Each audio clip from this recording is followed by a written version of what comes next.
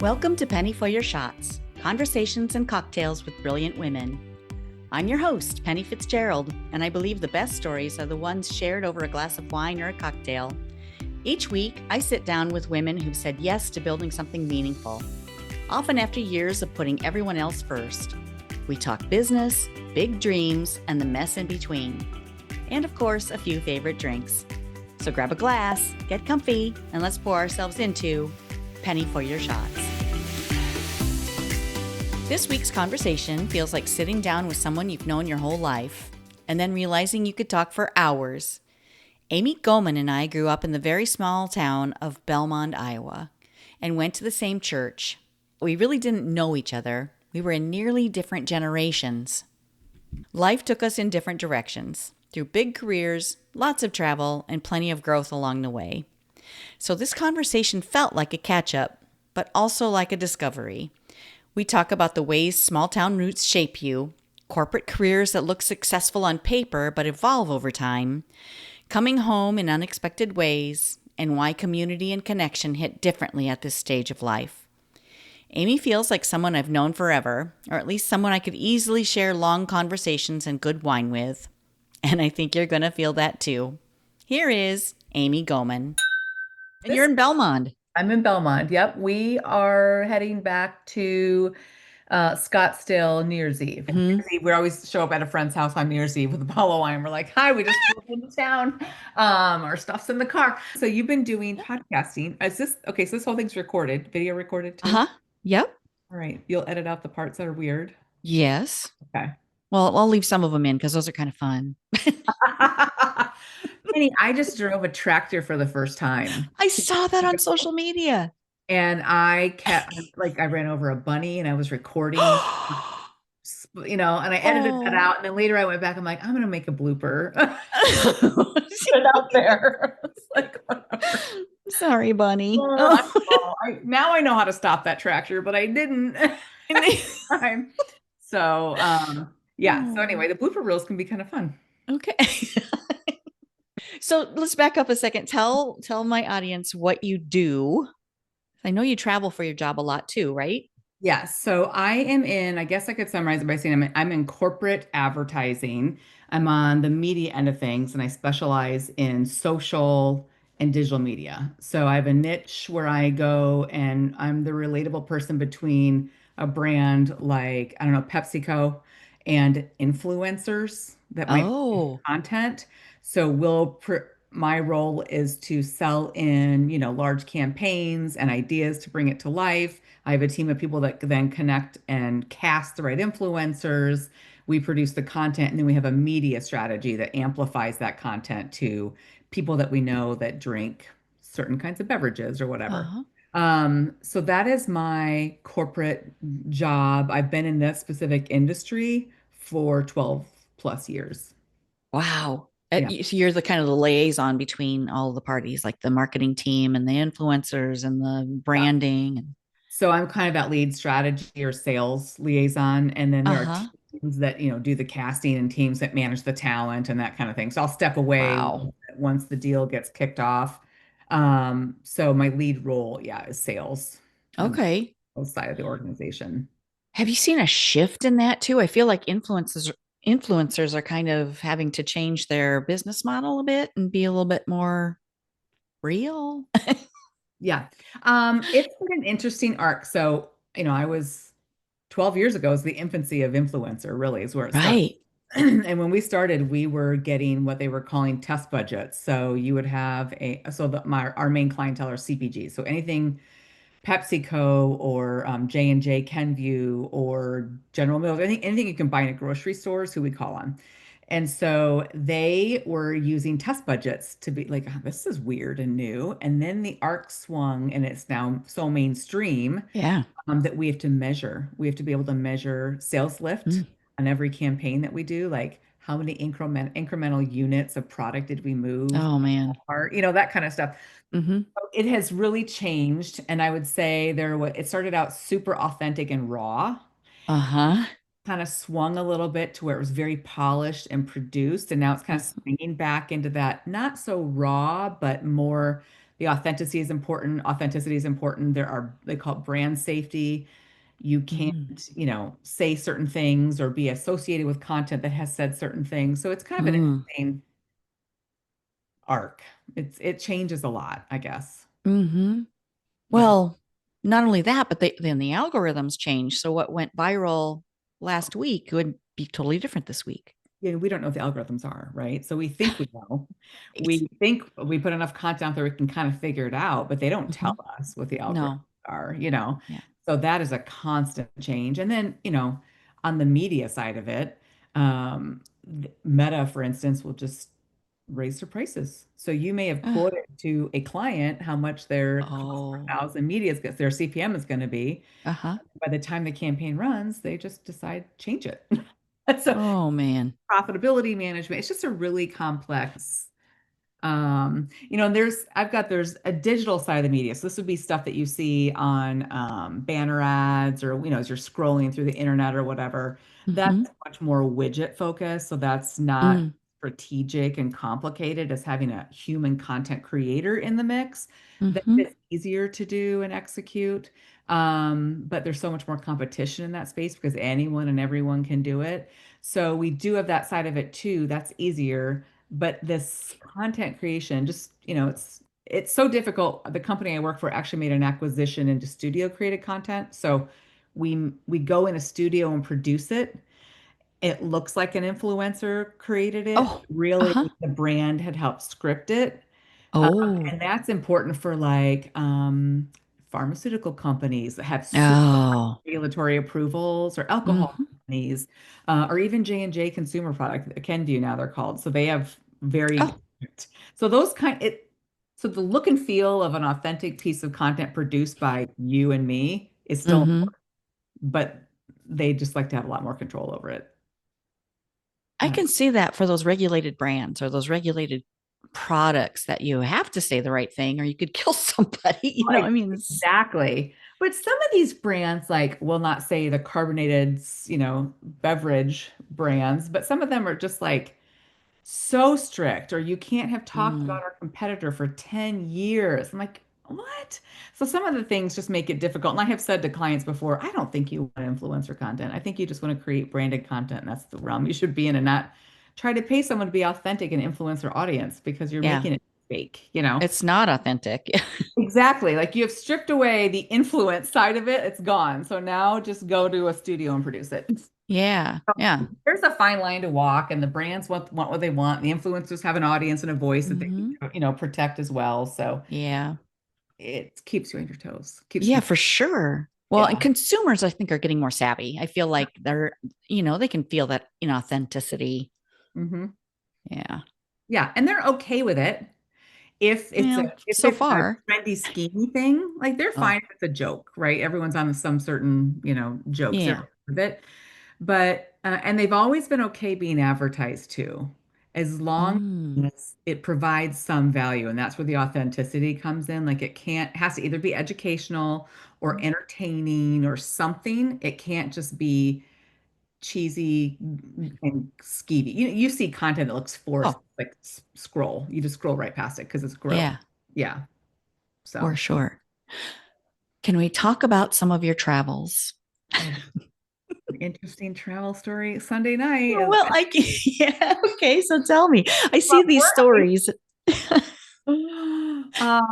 yeah, so I traveled a lot for work for years until COVID. Like sometimes I didn't come home on weekends even because it was just easier to fly to the next place. I remember seeing some of your posts about, oh, here we go. Some of the speed bumps along the way, maybe. Yeah, I do have, well, there was a speed bump on Sunday, so I have a nickname. Can I swear on here? Can you edit it? Sure. My We're not nickname censored. is, okay, it's shit magnet because if something's gonna go wrong, it will happen to me. And it was mostly around travel related stuff because that's just Uh-huh. where stuff goes wrong, right? But Sunday we were coming back. My husband's daughter is at Cornell University, and we'd gone to, she's doing the wine agriculture program, Oh, fun. Ivy League fully paid for scholarship. Ivy League education and growing grapes for I love it. winemaking. I'm like, yes, this is these. Enology. And now it's Yay. back. So we went out there and went wine tasting, and it was funny because I'd been on like a 2 month wine fast. I had not had any wine, so I was really looking forward to tasting wine. And I don't think this is where I'm going to go. This is not where you want to break a wine fast. New York wine is not. I mean, if you like Riesling, it's okay. There was some unoaked chard that I liked, and Really? yeah, there were a couple of those. There were probably my favorite wine of the day was a Riesling, but Uh-huh. I'm such a traditional like Napa Cab drinker that it was Oh, yeah, so that's way different. excited. I need to go drink red wine. It'd been 2 months since it had any alcohol. And then I got there and I was like, what do you mean there's no Cabernet today? Hadn't done any research. So anyway, we were flying back from Syracuse, a very short, like 36-minute layover in O'Hare. And I'm like, we're Oh. not gonna make it. We're not gonna make it. And there was an elderly woman on the aisle. And then there was, of course, the aisle. Oh. And then there was my husband in the aisle seat, and I was in the window seat. And she had a medical emergency on a she was probably, I think they said she was 76 or 78, and her daughters were on the plane. So I just saw her pass out and Oh no. see her, vomit on herself. And I turned around and I didn't see the part where she lifted her head and continued to vomit. Oh no. I looked down at my leg and I'm in the window seat across the aisle. Oh my I looked God. down at my leg and I said to my husband, "What is that? What's on my leg?" And he's like, "Yes." I said, "Yes, what?" He was the same thing that's on both of my arms and my sweatshirt. It's on your leg. I mean, it was everywhere. Oh my God. No, and I thought, I don't miss travel. Oh my God. But we did, I mean, an O'Hare taxi is usually 20 minutes at O'Hare. And we got emergency taxied right to the gate off that plane. It was crazy. So, Oh my God. And yeah, she's okay. she's okay. It was so gruesome. She was just Ah. sick and sick. And then, you're looking at the flight attendants, and they're just sitting there. And the daughter's like, you need to call for a medic or something. So I had to yell at the flight attendant, I'm like, call over the PA for a medic. This woman is out. Oh my God. Yeah, it was a little scary. I thought I was watching something very scary Oh happen. yeah, that could have turned really bad. Yeah. Which I don't know if you've been on a flight when that's happened before, but that's bad. Mhm. Oh yeah, they'll just yeah, lay them right out in the aisle Oh, and do chest compressions, and it's terrifying. Yeah. I have not witnessed that firsthand. No. Okay. Yeah. Oh my God. Okay. So that's the fun part of travel. Where have you been Mhm. lately? Well, we went to Belmond a few. Yeah, that's just so fun to see you there. The big metropolis of 2,306 people. Yes. Wow. Yeah. Well, it was fall festival or something going on that day downtown.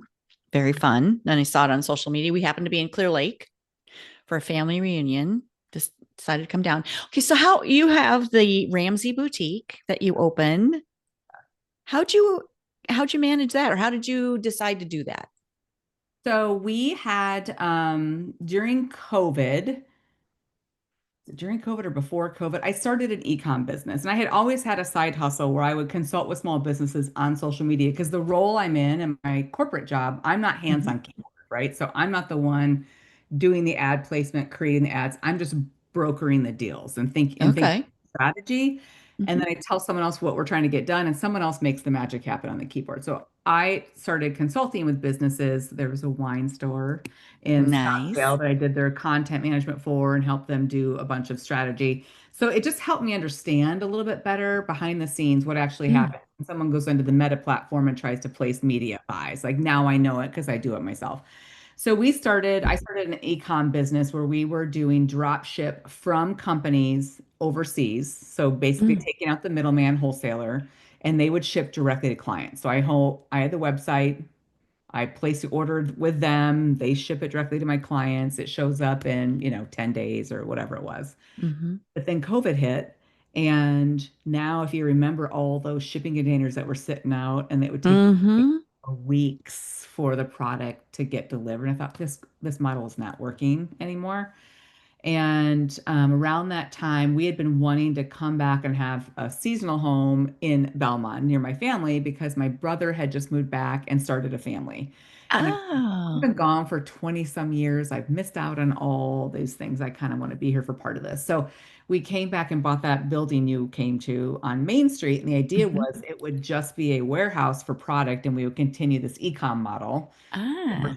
shipping out orders that we get. But that building had a Main Street facing front window and door. And I thought, Here we go.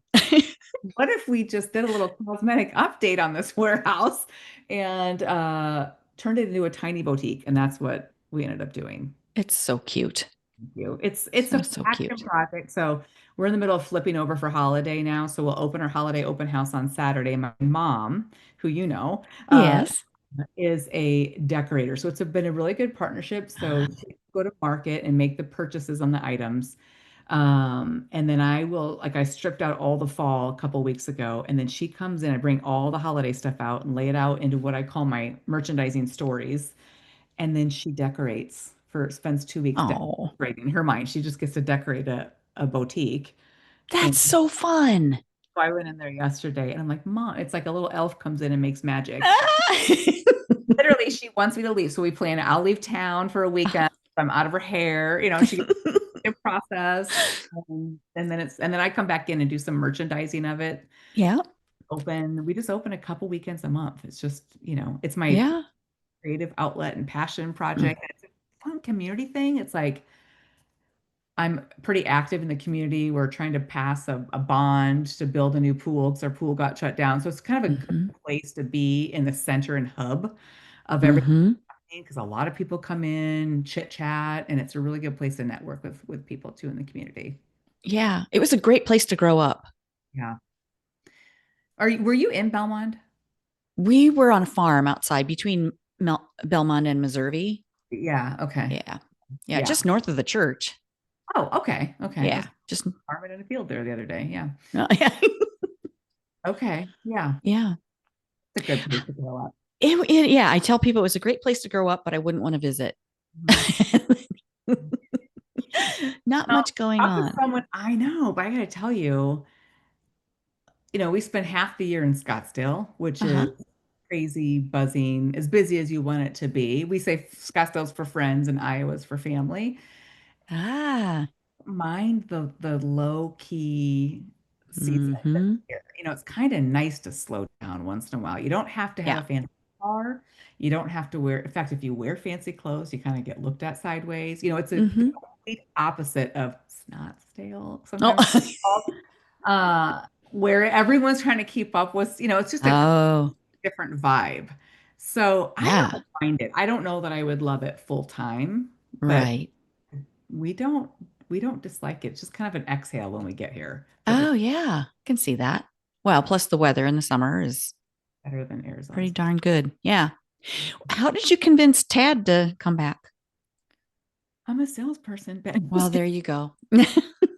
convinced him to come back in November, I think is when we so he would come back with me for July 4th, Yes. Christmas every year, and maybe, one other time during the year in between. So he was seeing the best of it, right? So I don't Yes. know better to be than July 4th in Belmont, Iowa. It's just such a That is the best place to be on the 4th of July. yeah. I mean, fireworks, like incredible fireworks Uh and huh. the parade and just all these, it's magical, right? Mm And he's always said, he grew up in Southern California, like, hmm. just Wow. he was always like, yeah, I could do that. I think I could do that. And we had really wanted the home we're in now, which my grandmother, my dad's mom, was living in. And Uh, I thought, gosh, this would be great. It's on the golf course. He would love it. But my brother had moved back, started a family, and she's living in the house. And I thought, I'm just kind of ready to be back. And I was back visiting, and my dad's a realtor in town, and oh. I can see it out my window. There's a condo, Uh two doors, huh. and he had that condo listed for sale for a year, and said I just need to check on it because the woman who owns it lives in Arizona and she's not here. So I went in with him to look at it, and I was like, huh, I'll buy this. This is great. So it was just going to be a seasonal thing. So I think we bought that in November. And this is not a joke. My grandmother took her walker from this house where I'm sitting now and just walked two doors down the day we closed on it, Uh-huh. walked up the front steps of the condo I just bought, and she said, "Huh, I like that you got something new. I think I want to move and get something new." I'm like, "What? I would have just bought your house." Like, Oh my God. Is that Lois? Lois. Yeah, Oh she's my God. feisty. And I was like, "Are you serious, Grandma? Buy your house?" And said, "I just bought this one." And it had sat on the market for a year before we. Oh, She did. She moved. She moved oh, to the townhome, the condos at the other end of the neighborhood here.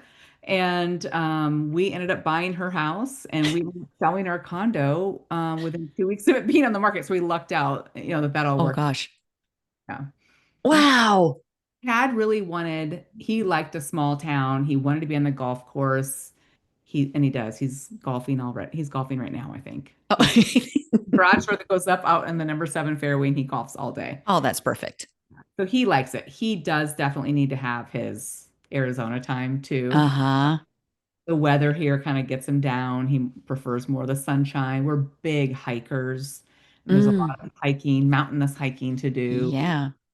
in North Scottsdale. So, but yeah, that was it. He liked the small town. In fact, I think what it was, Penny, we were back in the summer. It was probably in July, and Uh-huh. Clemmy has had like ag days, or they had something going on in the summer. Uh-huh. My younger brother drove us the back gravel roads between Belmond and Clemmy. Probably, what is that, 15 miles maybe or Maybe. Uh-huh. 20? And the sun was setting and it was Oh, beautiful late summer. And I remember he looked at me and he goes, "Okay, uh, I can do it." I'm like, that's okay. how we get you. That's how we get you. Exactly. That's how we get you. So yeah, Yep. so it's kind of been, wanted to come here and it's interesting because Scottsdale, we're actually in a very small community called Cave Creek, which is at the Uh-huh. far north end. I always say you go out to Cave Creek, you go to a restaurant, you sit at a bar, and you meet people at the bar that you kind of know, but maybe don't know them at all. You have a nice conversation, and nobody knows Mhm. anything about you until you get in the parking lot. And one person just gets in their like SUV, normal car, and drives. Yeah. Someone else gets in their, Bugatti and drives Oh, away. jeez. Gets on their horse and rides home. Like you don't know who's got the horse and who's got the really expensive. Everyone just kind of normal there. Uh-huh. So we love Cave Creek. But he likes to be there because it's more the social thing, the hiking, there's mountains up there. So he kind of really needs to have both of those. So do I. But it's my family here and my little nieces, Yeah. so for me, I just want to squeeze them up as long as I can. Yeah. I get that. It's Yeah, for sure. called sleepover season where it's like, a couple months before we'll leave for the season. I just try and have sleepovers every Friday night. And he's just ready to have my wife back. I'm like, oh, I got, sleepovers. Yeah. Yeah, that makes November worth it because November, I feel like in Iowa is always it's kind of dreary, kind of always just this taupe. Everything's taupe. And windy. Mm, With the wind here, it's just so windy, yeah. damp and miserable, but there's no snow. And No. well, it's not pretty yet. The snow hasn't kind of washed everything. It's still just gray and Yeah, brown. November is sad. Yeah. Wah, wah. Exactly. Exactly. Yeah.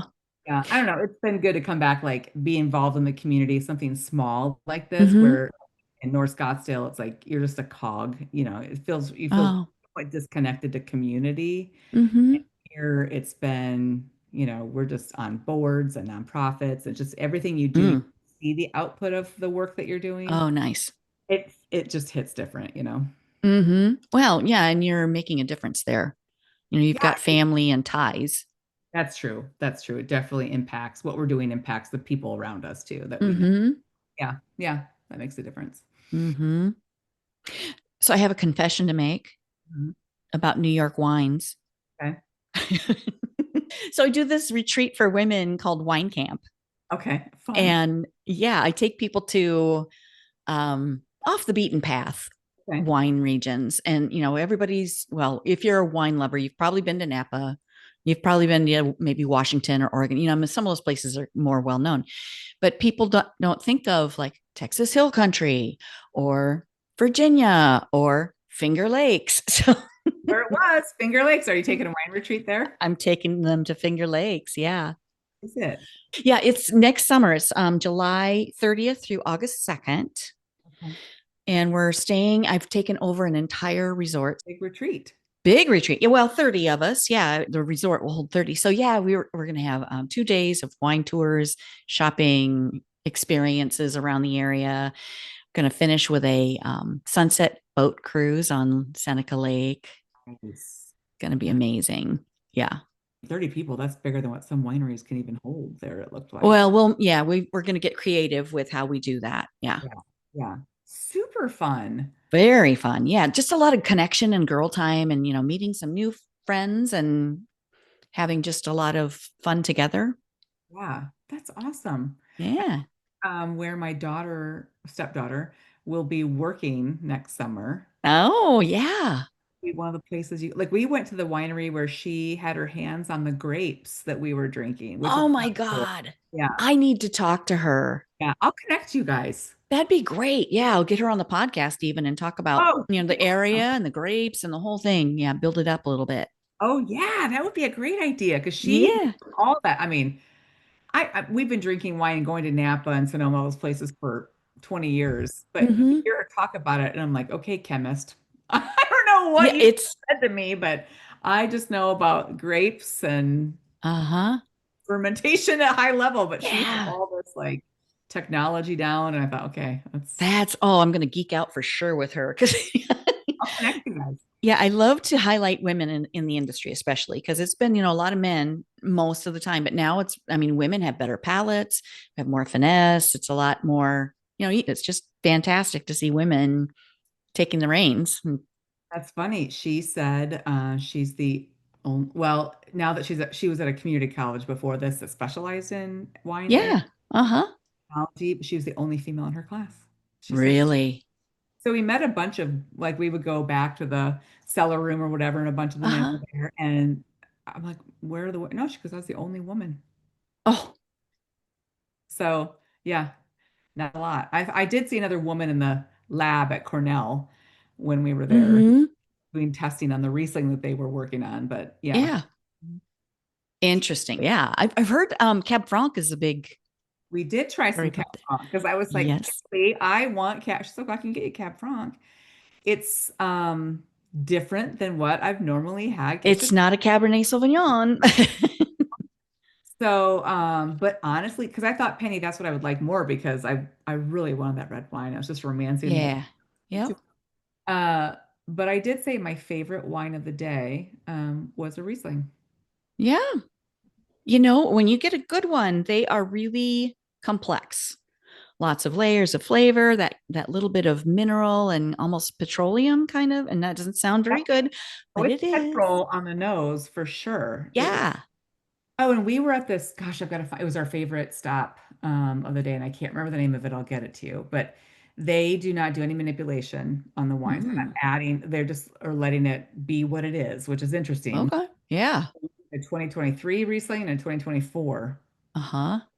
they were like completely different wines, Wow. totally different wines, but they were both Riesling from the same vineyard, Yeah.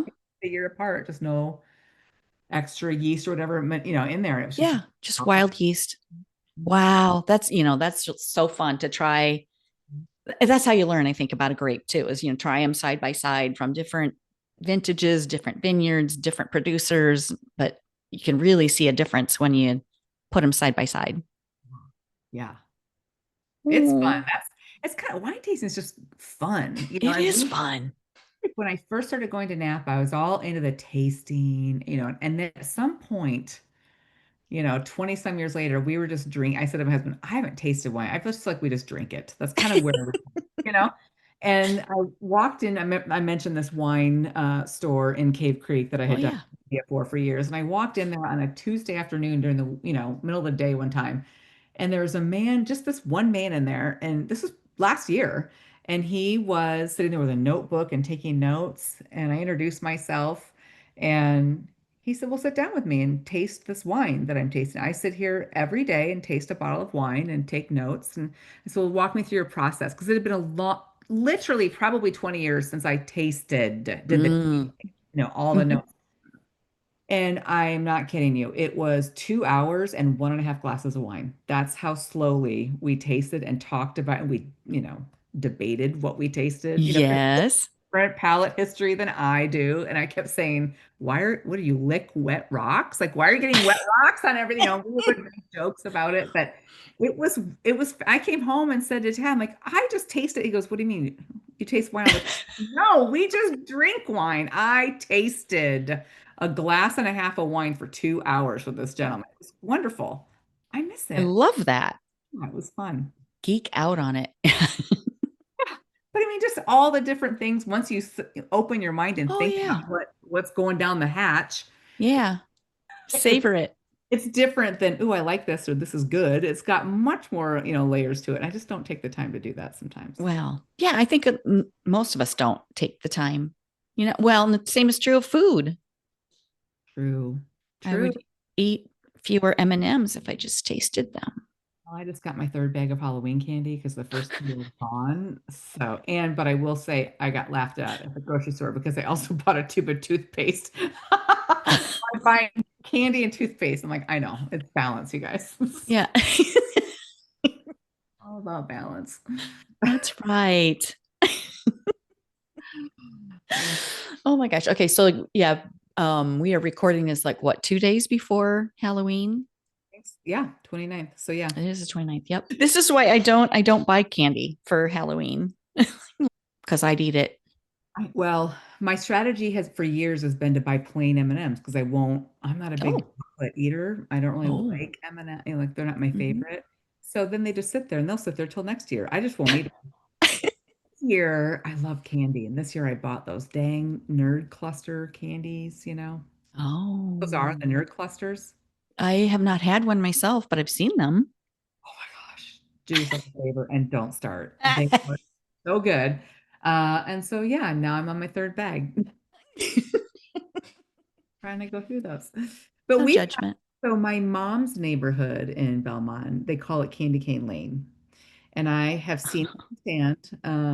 I've been there helping her hand out candy, and she will do a head count for how many people stop in. She'll count it, and she'll have 350 people. Dang. We just talked about the population of Belmont, Right. people. So that's a pretty high percentage of people that come through. Our neighborhood is on the golf course, fewer homes, and I'll leave we'll be here for a little bit, but then we'll Uh-huh. go to my brother's house for a traditional thing with their girls only. Uh-huh. I'll put a bucket of candy out in the driveway and we'll come home and it's still full of candy. No one even comes What? know what the deal is, but 350 people at my mom's, and we'll have 10. They don't come to our neighborhood. People haven't gotten the memo that you leave a bucket out there. No, not apparently, because then guess who's got to eat it? Exactly. So, yeah. So we're doing candy at the boutique next week too, is what'll happen. There'll Oh, be people. oh, there you go. Fun. Yeah. Yeah. Yeah. Oh, so tell me a little bit about the pool project too. I've been seeing some of it on Facebook and Instagram. We are so close. So when we moved back here, our pool in Belmond, I mean, if Hmm. you swam in the pool, you were Oh, so yeah. 7 years old, and it was having so many issues that 2 years ago they kept closing. So this would have been my second year living back in Belmont in the summer. They would have to close the pool because there were constant issues breaking. Really? And I had just moved back, and a friend of mine's mother had fallen and had a brain hemorrhage. And we had Ooh. a group of friends of us had done a fundraiser for her. And I mean, this is a testament to who they are in the community, but the group of Hmm. women worked together and we raised $50,000 in one night from Oh, this wow. community. And so we were like, you know what?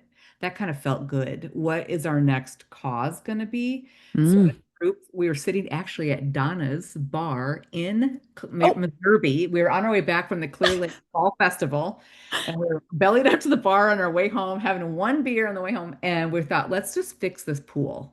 I think we can raise enough money to fix whatever's wrong with the swimming pool. So we approached the city as a committee and they said, sure, we've just had an analysis done and we'll see how much money it's going to cost to fix all the problems. But once you open that can of worms, now you get coded to the state, you have to bring everything up to code. And this was a 67-year-old pool. So they had a budget to fix it Oh. of $1.4 million. And that Uh-huh. did not include finding or fixing the 30,000 gallon a day leak of water. Whoa. So the city said, we're not even going to reopen this. The pool's closed. We're never going to open it again. It's too old. That's too much money. And they didn't tell us that.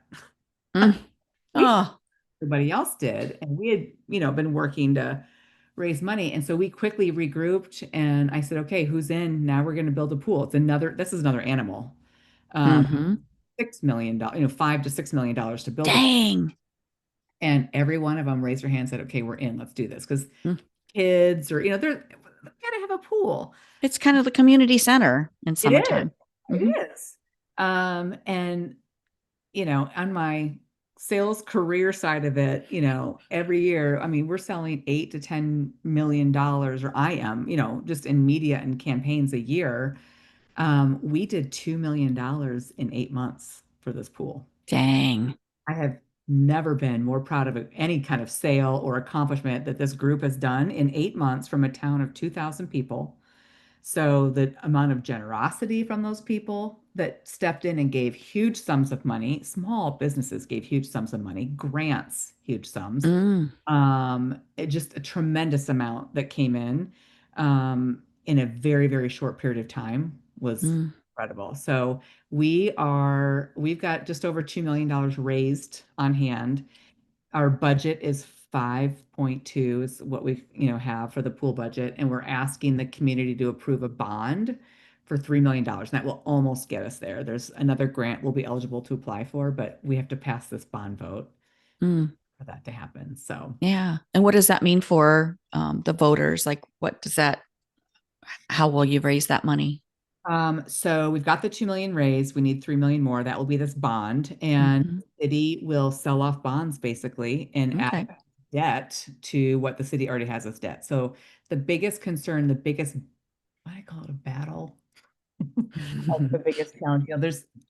I'll probably never work on a government project again. It's been very challenging. You think Oh. so many rules about things you can't do. Like we had an electrical company that said, I'll provide electrical services in kind, and the government won't let you accept it because it's a government project over a certain dollar amount. So it's like, gosh, it just makes it difficult. Oh. I felt like the entire 2 years I've been on this project, it's been navigating this labyrinth Hmm. of things we can and cannot do. A lot of mental exercise. Um, but we got to a point we actually I believe we actually really impressed the city financial planner who's based in West Des Moines because this group had raised so much money. He was like, holy smokes, I've never seen anything like it. And like we've got this challenge. No one wants their taxes to go up. And the tax Hmm. up, like $2.98 a month or whatever it was. Mm. And we got on the phone with him in December and just started I call it skull crushing, like really getting together and trying to figure out how can we make this work. And he figured out a way to layer the debt in. So there's old debt that falls off and there's Oh. new debt that goes on. So the tax rate remains steady. Now there's a difference a couple times where the tax rate would jump up, but he's using local option sales tax to pay down that delta Oh, nice. even. And it was just a genius way. And he figured out if he does the pool and there's a huge repair on one of our main thoroughfares that needs to get done, if he couples those two together, there's a better interest rate and it's just Mm. better. So he really figured it out and how to do this. So now I don't think there's any reason to vote against it, except that people mistrust city government. So I'm hearing Mm. are you sure the taxes won't go up? I'm like, well, here's the tax plat for the next 25 years showing it going down, Uh-huh. not going up. And they just don't believe it. There's just mistrust in government, I think. So, Hmm. so I'm taking carloads of people that I want to make sure get to the polls on Tuesday. Took the day off of my job just to make sure that people get out there and vote because it's time. And if we don't pass it this year, we already had a year delayed because some petitions were put forth, and that delayed it, right? Oh, So every year we delay it, it costs us $200,000 just for yeah. paperwork, you know. Dang. a slide is $200,000. So if we don't pass it this year, we can't have a slide. Those kinds of things. So Oh gosh. hopefully it gets done. But I've learned so much from this process that I do think it's propelled me in a couple of things. Leading this committee and organizing it and getting, moved into a leadership role about a year and a half ago, and I thought, okay, I like leading people. From actually formally doing it was enjoyable. And I think my next gig might be in corporate fundraising. I mean, it just hits Nice. different when you're raising money for something that impacts the community or benefits an underprivileged group. It hits so much different than, not that I don't love my customers and what I'm doing, but it just hits different than Hmm. selling soda. Yeah. Yeah. Yeah. It has a little bit different feeling in your gut. The impact is Uh, greater. Yeah. yeah, Feels good. it does feel good. Something else that's really cool is the committee coming together and solving problems over a beer. Isn't that fun? It's very fun. Yeah. I mean, so when our friend's mom had that accident, it was just like, oh my, oh my gosh, she had extensive rehab Hmm. so that fundraiser, and I think we'd never done this before. We'd never done this big, none of us had done one of these things and Uh-huh. just kind of came together and clicked. And we looked at each other at Donna's at the Hmm. bar, said, we all kind of liked it. It felt good to do it. We Hmm. think we have a knack for it. Where else can we take it? And that's just Hmm. it's I'm not going to say it's been roses the whole time. This has been a very stressful project. Oh, sure. Had timelines and deadlines. So my next project will probably not have timelines and deadlines on it. We're already working on it, but this one did, and it feels a little bit different pressure. And some people don't perform well under pressure, and other people Mm. step up and pull. It feels like you're pulling people along. So it hasn't been easy, Hmm. um, but it has been rewarding, I think, for Mm. yeah. For sure. You'll have to let me know how it goes on Tuesday. Well, you'll know. I'll watch. Yeah, I'll be watching. By putting it on the socials. Oh, geez. Yeah. Put the good vibes out there. We need this back. Yes. Sending them to Belmond. Yeah, yeah. You. Yes. Okay. So we've been talking about really fun things, and you mentioned Cabernet. You love Cabernet, but at the end of every podcast conversation, I love to ask, "What's your favorite cocktail or glass of wine?" So, other than Cabernet, do you have another favorite? I mean, I feel like there's so many, and it would just make me so just alcoholic if I started. There's no judgment on my podcast. Um, okay, so I love wine, and really love. There's a Cabernet Sullivan. Actually, it's a Merlot that we love, but we just love, very earthy red wines.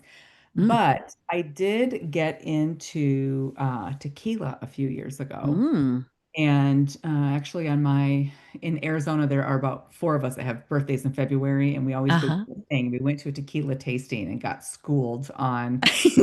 It's a I whole thing.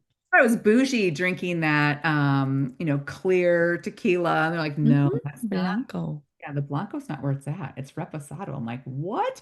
I take my college mindset of brown tequila and put that on the shelf over here and like reopen my. That's a different animal. Yeah. Uh, and so, yeah, actually really kind of enjoy and just neat. Sometimes I'll salt Yeah. my on a neat glass with tequila on the Mm. rocks, but I don't do margaritas. It doesn't make my Yeah. stomach feel well. I just like Yeah. nice. Too Yeah. much acid and sugar in Uh, margaritas. things don't set well as I get older, so I got to be careful. Oh, girl. Oh, what the heck? I know. Everything is off. I don't sleep. And that's too, like, I didn't have drink for 2 months here, Yeah. thinking, What's that about? well, if I drink now, I don't sleep. I'm at this phase with my hormone level Oh, being crazy. If I drink, I'm not sleeping. So I took 2 months off thinking I'd get to sleep through the night. One of these, I yeah. the night 4 nights in 2 months. I still am not sleeping. Okay. Well, that's kind of, in my mind, that's a good thing. Then I don't have to stop drinking. Right. So that's not going to help. Keep having your wine. It's Um, okay. Have a glass. I know. I know. So, yeah, that's probably my favorite. If someone has nice tequila, Mm. I'll do that. Otherwise, it'll be a glass of wine.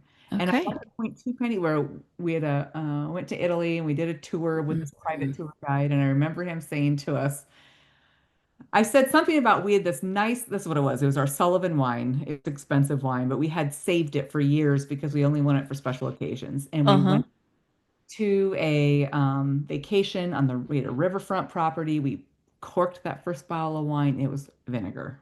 No. Corked the second bottle of wine. It was vinegar. We thought, oh No. no, our wine has gone off. So that Giancarlo had said to us, drink the good wine on Tuesdays. Life is too short. You never know if Wednesday's going to come. I So, used to say something very similar. Like, this is my Tuesday wine. well, someone used to say to me, "What do you drink on Tuesdays?" And then after that Giancarlo statement, when we Uh-huh. were, I'm like, I drink the good stuff on Tuesdays because Whatever I want. drink will just because it's not Saturday. Life's too short for that. Is. But we got home from that trip and we thought, oh my God, our good wine is going off. We better drink it. So we started drinking. I mean, we were drinking like $20 bottles of wine, and now these are not $20 bottles of wine. Drinking those every day, and it's very hard. It ruined us. It's very hard to go back. It is very hard to go back.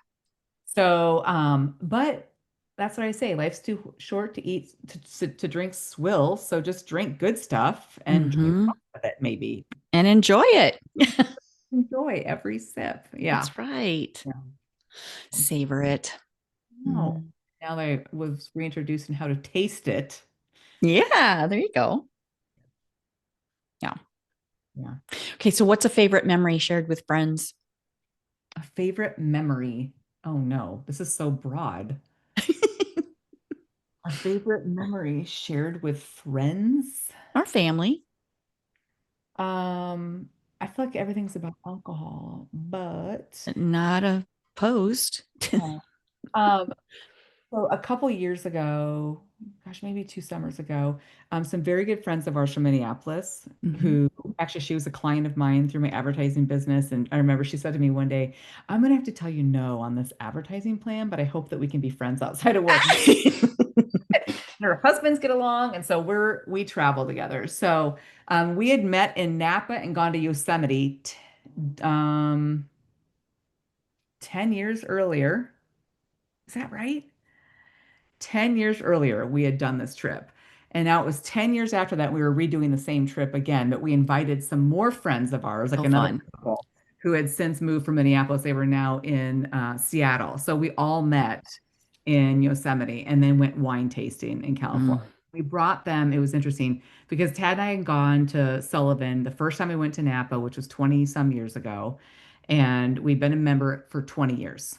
And we said, we're bringing friends. We haven't been back to the Mhm. winery. We're bringing friends. Can we do a tasting? And Napa tastings are like maybe they're $25 a person Yeah. now. They used to be free. And if you buy points, Hmm. you waive it. And they said to us, okay, we will reserve the tasting room for you. I'm like, I don't know that you need to do that. And she said, well, we only have private tastings is what we do so we can cater to the attention to the people that are there. I said, Okay. when we were there 20 years ago, it was just like a folding table outside, but that's Yeah. not nice. And she said, so it'll be $350 a person. I said, oh my God, never, What? we're not gonna go. We're not gonna go. And she looked us up and she's like, well, I've had you as a wine member in here since 2015. I said, no, it was like 2004. I was out there. Hmm. She was like, oh, we revamped our database in 2015. We didn't even go back that far anymore.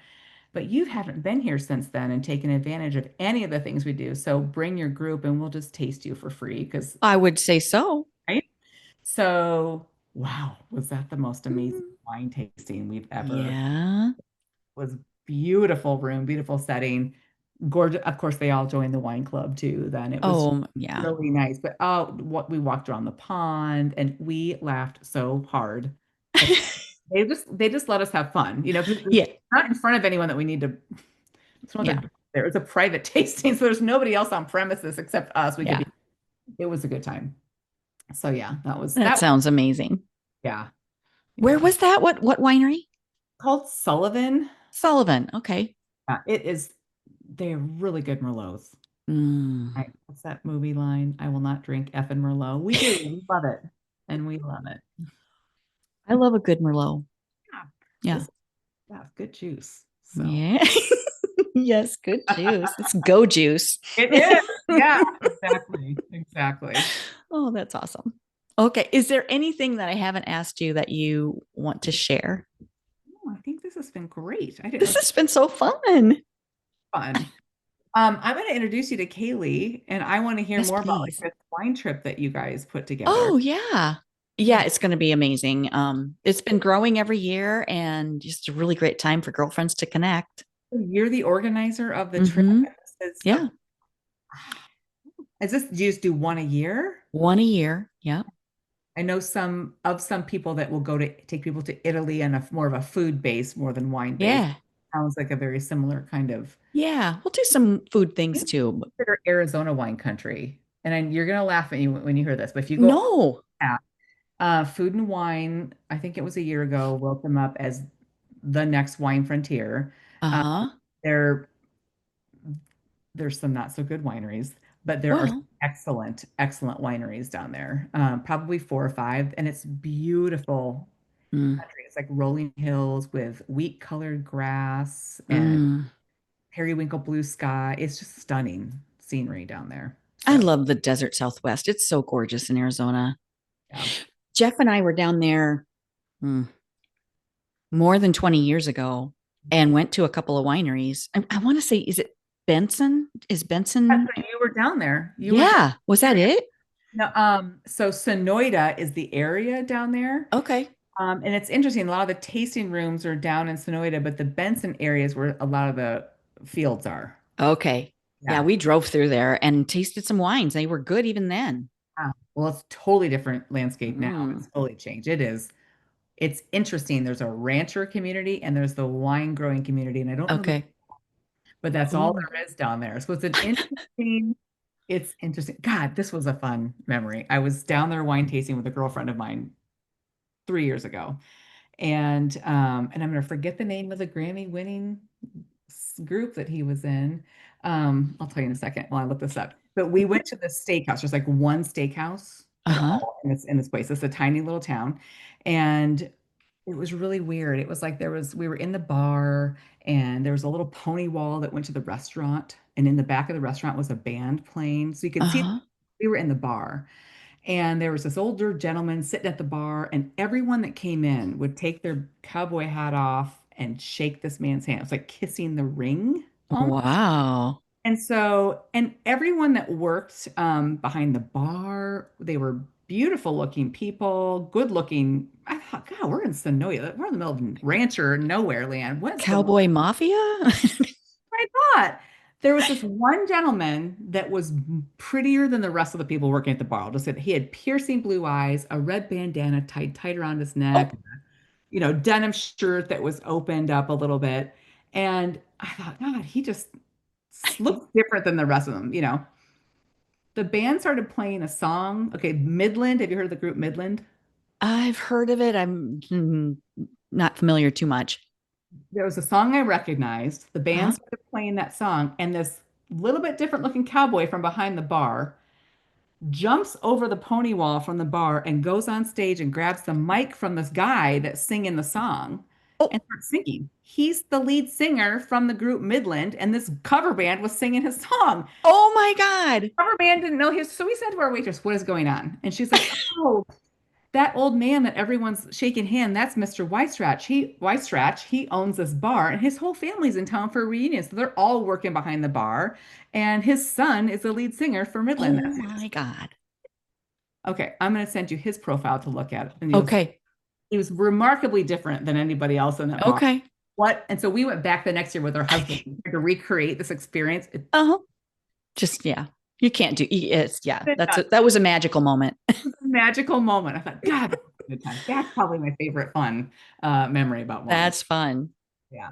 Okay, so I'm going to have to include all these links in the show notes so people can go look this all up.